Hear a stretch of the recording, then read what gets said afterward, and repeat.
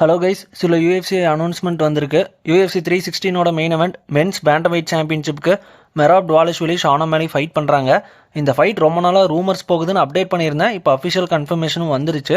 Shawn ஓமலி தான் பேண்டர்வெயிட்டில் வந்து ஸ்டாராக பார்க்குறாங்க. உமார் இன்கேஸ் மெராபை டிஃபீட் பண்ணி சாம்பியன் ஆயிருந்தாலும் ஷான் ஓமலி கிட்ட தான் ஃபஸ்ட்டு சாம்பியன்ஷிப் டிஃபென்ஸ் பண்ணுவேன், ஏன்னா அவர் தான் இந்த டிவிஷனில் ஸ்டார்னு சொல்லிட்டு உமாரோட மேனேஜர் அலி அப்துல் அசீஸுமே சொல்லியிருந்தாரு. இப்போ மெராபும் பார்த்தீங்கன்னா ஷான் ஓமலிக்கு தான் வந்து அடுத்து சாம்பியன்ஷிப் ஷாட் கொடுத்துருக்காரு. மெராப் வர்சஸ் ஷான் ஓமலி ஃபர்ஸ்ட் ஃபைட் வந்து யூஎஃப்சி ஸ்பியர் அந்த ஈவெண்ட்டில் நடந்தது. அது ரொம்ப ஒன் சைடட் ஃபைட்டாக இருந்தது. மெராப் ஈஸியாக வின் பண்ணிட்டாரு. ஒமாலி இந்த டைம் கண்டிப்பாக நல்ல பர்ஃபார்மன்ஸ் கொடுப்பாருன்னு தோணுது. ஒமாலி கிட்ட அந்த நாக் அவுட் பவர் இருக்குது. போன ஃபைட் ஒமாலி சுத்தமாக என்கேஜே ஆகலை. இந்த டைம் ஓப்பனிங் ரவுண்ட்ஸில் மெராப்க்கு செம டெஸ்ட்டாக இருக்க போகுது ஷான் ஓமலியோட ஸ்ட்ரைக்கிங் கேம். அடுத்த மேட்சப் யூஎஃப்சி 316ஓட கோமெயின் event விமென்ஸ் பேண்டர்வெயிட் சாம்பியன்ஷிப்க்கு Julianna Pena Kayla Harrison fight பண்ண போகிறாங்க. இந்த ஃபைட்டோட பில்டப்பில் பாருங்கள், ரெண்டு பேரும் செமையாக ட்ராஷ் டாக் பண்ணி ஃபைட்டை செமையாக இன்ட்ரெஸ்ட் கொண்டு வருவாங்க.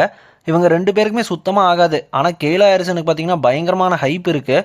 UFC Amanda Nunes versus Kayla Harrison ஃபைட்டை புக் பண்ண பார்த்தாங்க. அப்போ தான் பார்த்தீங்கன்னா நூனஸ் வந்துட்டு ஜூலியானா பென்யா கிட்ட சப்மிட் பண்ணி அந்த சாம்பியன்ஷிப்பை லூஸ் பண்ணாங்க. இந்த ஃபைட்டில் பாருங்கள், யார் வின் ஆனாலும் சரி அமண்டா நூனஸை தான் கால் அவுட் பண்ணுவாங்கன்னு தோணுது. கேலா ஹாரிசன் யூஎஃப்சி லெவலில் நல்லாவே பர்ஃபார்ம் பண்ணுறாங்க. ஜூலியானா போன ஃபைட்டில் எப்படியோ எட்ஜ் பண்ணி தான் சாம்பியன்ஷிப்பை வின் பண்ண மாதிரி இருந்தது.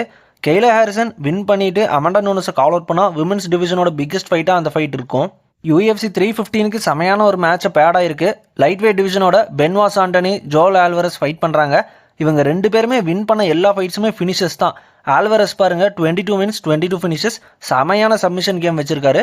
செயின்ட் டெனிஸ் பாருங்கள் 13 wins 13 finishes எடுத்திருக்காரு. செம எக்ஸைட்டிங் ஃபைட்டாக இருக்க போது கண்டிப்பாக இந்த ஃபைட்டில் ஒரு ஃபினிஷ் நம்ம எக்ஸ்பெக்ட் பண்ணலாம்.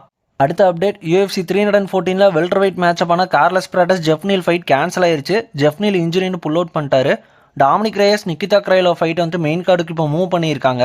கார்லஸ் பிராடஸ் ஜெஃப்னில் ஃபைட்டுக்கு நான் ரொம்ப எக்ஸைட்டடாக இருந்தேன். ஆனால் இப்போ ஒரு புதுசான இன்னும் சூப்பரான ஒரு மேட்சப் அனௌன்ஸ் ஆயிருக்கு.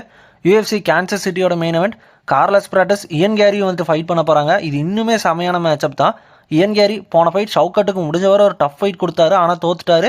இயன் கேரியோட அன்டிஃபீட்டட் ரெக்கார்டுமே பிரேக் ஆயிருச்சு. பிராடஸ்க்கு பயங்கரமான ஹைப் இருக்குது. இந்த ஃபைட்டில் வின் பண்ணுறவங்களுக்கு சாம்பியன்ஷிப் கண்டென்ஷனில் வந்துருவாங்க.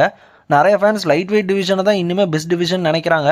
வெல்டர் வெயிட் டிவிஷன் ஹிஸ்ட்ரியிலேயே இப்போ தான் செம ஸ்டாக்டாக இருக்குது. அவ்வளோ எலிட் லெவல் கண்டென்டர்ஸ் இருக்காங்க. ப்ரீவியஸாக யூஎஃப்சி கான்சஸ் சிட்டியோட மெயின் event-ஆ லைட் ஹெவி வெயிட் டிவிஷனோட கலில் ரவுண்ட்ரி ஜமால் ஹில் தான் ஃபைட் பண்ணுறதா இருந்துச்சு. ஹில் ஏதோ இன்ஜுரின்னு சொல்லி புல் அவுட் பண்ணிட்டாரு. அடுத்து முக்கியமான சேனல் அப்டேட், யூஎஃப்சி கண்டென்ட் மட்டுமே இந்த சேனலில் போட சொன்னீங்க. நானும் நீங்கள் சொன்னதை ரெஸ்பெக்ட் பண்ணி யூஎஃப்சி மட்டுமே தான் இவ்வளோ மந்த்ஸாக போட்டிருந்தேன். ஆனால் வியூஸில் பாருங்கள் சுத்தமாக க்ரோத்தே இல்லை. சேனலில் போடுற எஃபெக்ட்டுக்கு யூஸே இல்லாத மாதிரி இருக்குது. எனக்கு ஹெல்த் இஷ்யூஸ் இருந்ததுன்னு சொல்லி உங்கள்கிட்ட சொல்லியிருந்தேன்.